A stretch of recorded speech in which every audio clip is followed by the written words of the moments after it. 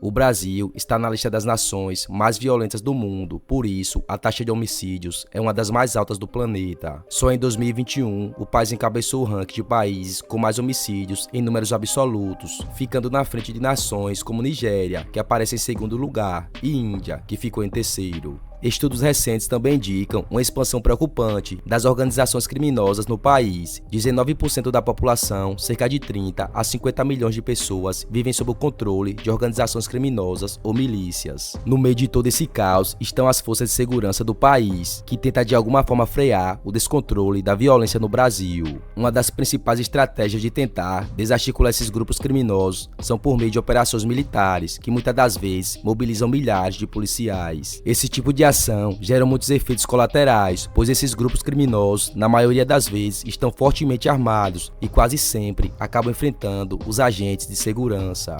Porém, o Estado sempre será o lado maior da força, pois ao seu lado estão os policiais mais bem treinados do mundo, preparados para lidar com situações de extremo estresse em qualquer tipo de ambiente. Com todo esse preparo, na maioria das vezes, esses confrontos acabam com grandes baixas e, ao fim do dia, os corpos chamam a atenção da população e causam grandes discussões políticas sobre a ação da polícia em todo o país. O criminoso está com o fuzil na mão, ele é facilmente rendido por uma pistola, até por uma pedra na cabeça. Enquanto ele está tentando levantar o fuzil e colocar o fuzil para atirar, alguém joga uma pedra e já derrubou o sujeito. Não dá para combater violência com flores, não.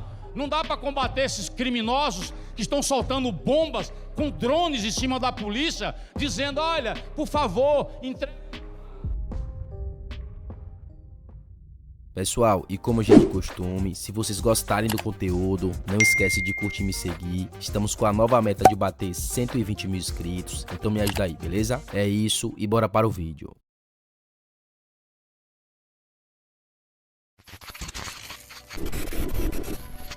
Não é de hoje que o Estado baiano vem preocupando a segurança pública do país, principalmente com a migração de organizações criminosas ligadas ao comércio ilícito de armas e entorpecentes para a Bahia, vindo do Sudeste. Outro fator é a pulverização de um conjunto de organizações atuando neste mercado. Um levantamento feito revela que, atualmente, pelo menos 10 organizações criminosas disputam territórios na região metropolitana e em cidades do interior baiano, um cenário que não tem paralelo em nenhum outro estado. O emaranhado de rixas, alianças e rupturas de organizações criminosas levou a Bahia ao topo do ranking de mortes violentas. Em 2019, o estado superou o Rio e desde então tem o maior número de assassinatos do país em números absolutos. Com todo esse caos, a segurança pública começou a intervir com mais intensidade para tentar frear o avanço das organizações criminosas. Uma série de operações e confrontos com mortes começaram a estourar na Bahia. Porém, o ponto alto dessas intervenções aconteceu em setembro de 2023. Segundo o Instituto Fogo Cruzado, no período, 72 pessoas foram mortas por intervenções policiais em vários pontos na Bahia. Como foram muitos focos de conflitos durante o mês, eu irei falar das operações onde os confrontos foram mais intensos e causaram mais baixas. A primeira operação, com o número maior de mortes, começou no dia 3 de setembro de 2023, quando policiais entraram nos bairros Alto Pompéu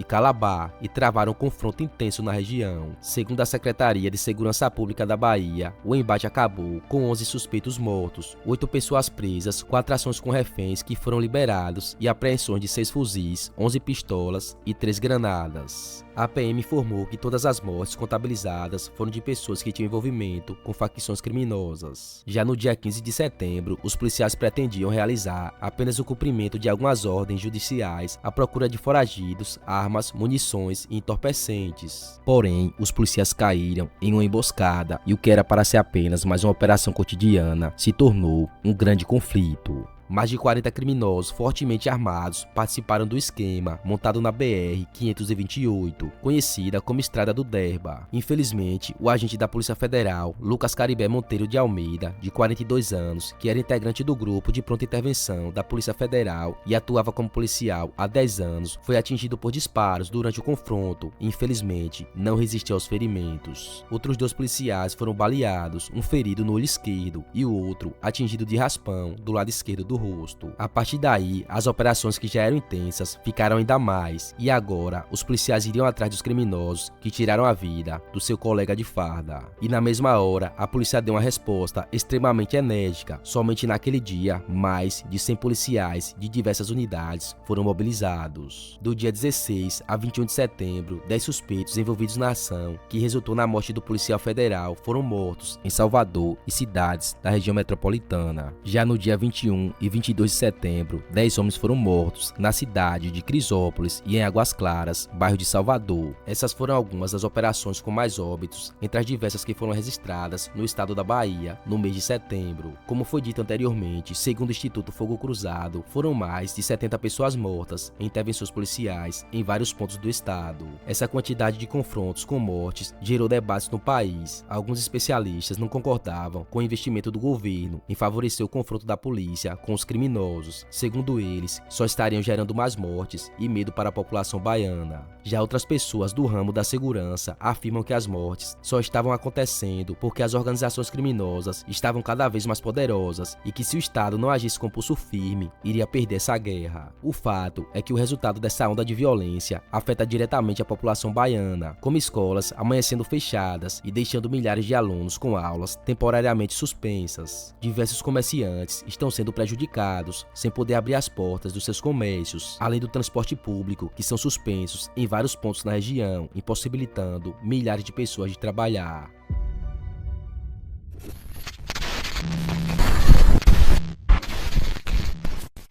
A paisagem inspira calmaria, tranquilidade. A pacata cidade de Varginha fica ao sul de Minas Gerais e é um dos municípios mais seguros do estado. Mas uma mudança radical iria acontecer na região e a população de Varginha iria viver um dos momentos mais violentos de sua história. Em 21, policiais militares e policiais rodoviários federais invadiram 2 sítios na zona rural de Varginha em busca de uma quadrilha que estavam planejando realizar um assalto na cidade de grandes proporções, nos moldes Novo Cangaço. No entanto, os agentes de segurança conseguiram interceptar os criminosos e todos os 26 suspeitos foram mortos. Para entendermos melhor como os policiais conseguiram impedir a ação dos criminosos e como esses 26 óbitos repercutiram no país, vamos voltar a alguns meses no tempo.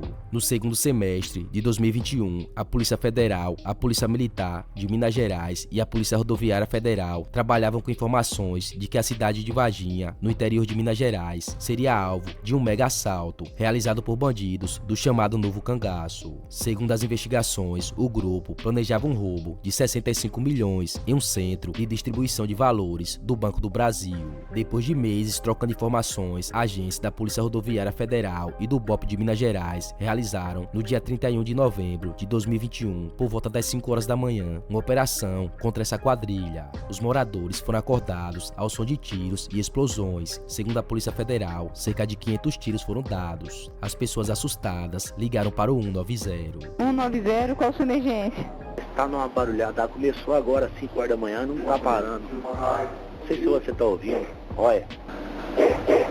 No final da operação, 26 criminosos morreram, segundo a PRF e a PM, na troca de tiros com os policiais. Nenhum policial ficou ferido. A operação causou bastante repercussão em todo o país e a Polícia Federal, que não foi avisada, fez um inquérito para apurar a ação dos policiais. Após um trabalho que durou mais de 2 anos e que envolveu mais de 50 peritos, a Polícia Federal concluiu que o objetivo dos policiais era de tirar a vida de todos os criminosos. Com informações que constam em mais de 1.500 páginas de laudos e relatórios, a PF reconstituiu toda a ação dos agentes naquele dia. Por volta de 5 horas, ao amanhecer, uma caminhonete da PRF derrubou o portão principal do chamado Sítio 1, que fica no bairro Recanto Dourado. Logo depois, a equipe tática iniciou a entrada no perímetro, alvejando janelas frontais da casa. Ainda conforme o inquérito, parte da tropa caminhou até a entrada principal e arrombou a porta da sala. Um grupo então entrou no imóvel e iniciou a visualização dos que ali estavam, que a essa altura corriam recém-despertos e desorientados, sem entender o que ocorria. Conforme a PF, todos foram alvejados. A equipe policial progrediu rumo aos quartos do térreo e ali eliminou quem estava. Os suspeitos, que ganharam a cozinha e já arrumavam para a porta de acesso à piscina, foram baleados. Em seguida, parte do grupo de policiais iniciou a subida aos andares superiores. Quem passava pela mira dos policiais eram alvejados. Alguns se mantiveram nos quartos, outros outros no banheiro e varanda. Todos foram atingidos. Ainda segundo o relatório, uns poucos conseguiram ganhar o telhado, buscando os fundos do sítio. Quem chegou ao sítio vizinho ou aos fundos da propriedade também foram mortos. Depois do fim do inquérito, a Polícia Federal concluiu que os policiais que ali estavam foram com o intuito de tirar a vida de todos os criminosos. Por isso, a PF indiciou 39 policiais por crimes que teriam sido cometidos na operação que deixou 26 mortos em outubro de 2021, em Varginha, Minas Gerais. Por nota, a Polícia Rodoviária Federal informou que durante a ocorrência, um farto armamento foi apreendido, como metralhadora .50, fuzis de grosso calibre, pistola, dezenas de quilos de explosivos e grande quantidade de carregamentos e munições. Destaca também o compromisso com os limites constitucionais e a defesa do Estado democrático de direito, e que colabora com os órgãos competentes para o esclarecimento de todos os aspectos da ocorrência. A defesa dos policiais federais indiciados repudia as conclusões do inquérito policial e informam que todos os PRFs estão conscientes da lisura dos seus atos e que cumpriram sua missão de proteger os interesses maiores da sociedade brasileira. Já a Polícia Militar informou que acompanha o caso e que não se manifestará sobre o inquérito que tramita em sigilo.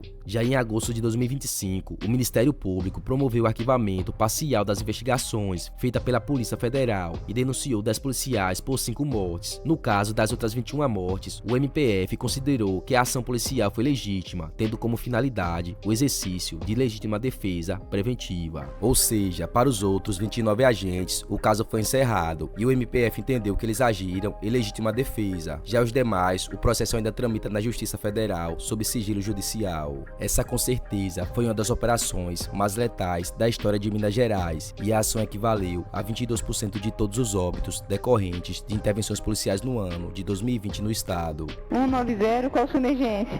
Tá numa barulhada, começou agora às 5 horas da manhã, não tá parando. Não sei se você tá ouvindo. Olha.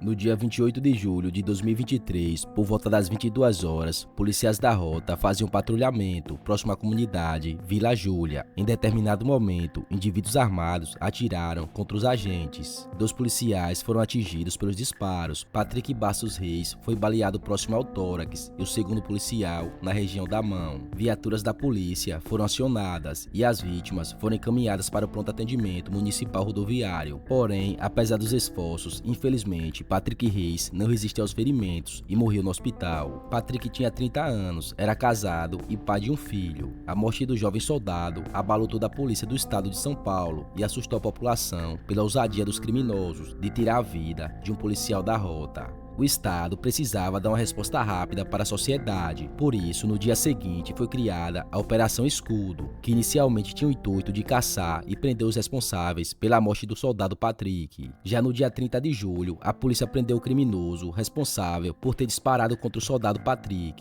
Seu nome era Erickson Davi da Silva, conhecido no mundo do crime como Sniper do por conta da sua boa pontaria. Logo depois, mais 2 suspeitos foram presos, acusados de participação no crime. Mesmo depois dessas prisões, a operação não parou. Em 40 dias, de acordo com a SSP de São Paulo, 958 pessoas foram presas e 28 suspeitos morreram em confronto com os policiais. A ação foi considerada uma das mais letais da história recente do estado. A operação gerou repercussão em todo o país. Desde o início, instituições e autoridades que defendem os direitos humanos pediram o fim da operação.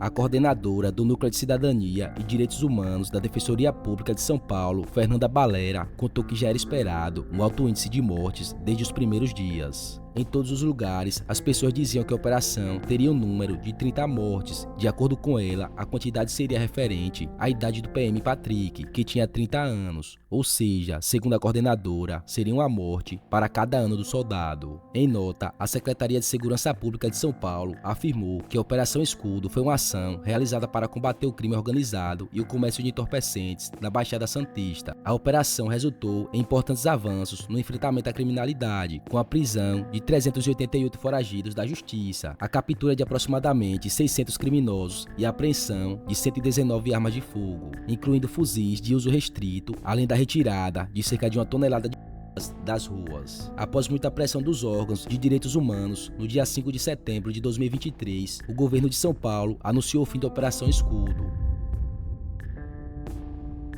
Porém, em 2024, novas mortes de policiais começaram a acontecer no litoral de São Paulo. No dia 2 de fevereiro de 2023, o policial militar Samuel Wesley da Rota morreu após ser baleado no rosto por um criminoso. O caso aconteceu durante o patrulhamento de rotina no bairro Bom Retiro. O agente chegou a ser socorrido para a Santa Casa de Santos, mas infelizmente morreu no local. Já no dia 7 do mesmo mês, o cabo PM José Silveira dos Santos, do 2º Batalhão de Ações Especiais de Polícia, foi atingido por um criminoso no abdômen durante o patrulhamento em Santos, no litoral de São Paulo. A morte dos agentes gerou repercussão novamente em todo o país e novamente o Estado iria dar uma resposta ao crime organizado.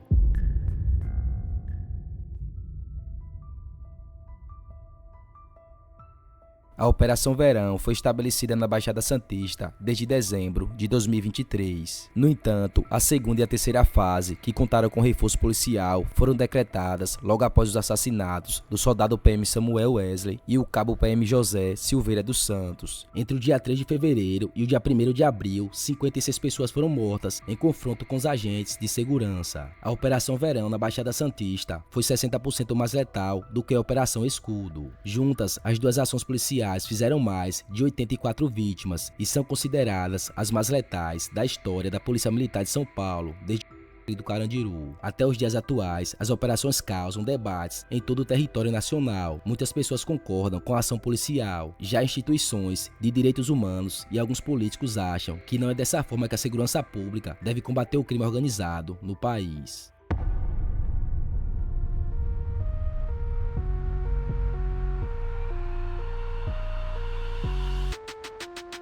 No dia 28 de outubro de 2025, os olhos do país estavam voltados para a cidade do Rio de Janeiro, pois as imagens que estavam saindo de lá eram de verdadeiras cenas de guerra, com direito a muitos tiros e drones carregando explosivos. Tudo começou quando as forças de segurança do Rio de Janeiro resolveram deslocar aproximadamente 2.500 policiais para as comunidades da zona norte do estado, principalmente nos complexos da Penha e do Alemão, que são o reduto do. O intuito era executar 100 mandados de prisão para conter o avanço do comando no estado do Rio de Janeiro. O principal alvo era o criminoso Edgar Alves de Andrade, conhecido como Doca, ou Urso da Penha. Segundo investigações, Doca é apontado como o principal líder da organização criminosa. Durante a operação, confrontos intensos ocorreram em diversas partes do Complexo da Penha e do Alemão. Para frear o progresso dos policiais, as organizações criminosas incendiou barricadas e usou bombas lançadas por drones contra as equipes das forças especiais. Porém, a tentativa de conter o avanço das forças de segurança não adiantou, pois as autoridades usaram a tática que ficou conhecida como o Muro do Bope. Basicamente, os policiais empurraram os suspeitos para a mata dentro, até o ponto mais alto da Serra da Misericórdia. No topo estavam posicionados policiais do Bope, que formaram uma espécie de muro para encurralar quem conseguisse chegar até o local. Aparentemente, essa estratégia deu muito certo, e apesar do Doca, o principal alvo da operação, ter conseguido escapar, a organização criminosa tomou um dos maiores golpes desde o início da sua criação. Ao final da operação, 117 suspeitos morreram em confronto com a polícia. Mais de 1 tonelada de entorpecentes foram apreendidas, além de 118 armas, incluindo 93 fuzis. 5 policiais também perderam suas vidas em confronto com os criminosos. Essa foi a operação mais letal da história do país e passou Carandiru, que até então era a ação mais letal da polícia brasileira. A quantidade de baixas chamou a atenção não só do país, mas também do mundo. No Brasil, um debate acalorado começou a surgir sobre a ação da polícia. Não dá para combater violência com flores, não. Não dá para combater esses criminosos que estão soltando bombas com drones em cima da polícia, dizendo, olha, por favor, Especialistas e organizações de direitos humanos cobram transparência sobre as circunstâncias das mortes e sobre o uso de câmeras corporais, além da situação dos corpos encontrados na área de mata. Já o governo estadual e as forças de segurança defendem a ação como legal e necessária e afirmam que esse tipo de operação é necessária para combater o avanço das organizações criminosas no país. Um levantamento da Genialcast mostra que 64% da população do Rio de Janeiro aprovam a mega operação e também defendem novas operações semelhantes em outros locais. Com certeza, essa foi a operação que causou mais impacto em nossa sociedade e as notícias foram divulgadas até em outros países. Por isso, nos dias atuais, a ação policial ainda dá o que falar, com prisões de policiais suspeitos de furto e com a segunda fase da Operação Contenção, causando ainda mais danos ao crime organizado. Pessoal, e esse foi o vídeo de hoje. Se vocês gostaram do conteúdo, não esquece de curtir e me seguir, beleza? Também não esquece de se tornar membro do canal e ajudar o nosso trabalho. É isso, um abraço, fiquem com Deus.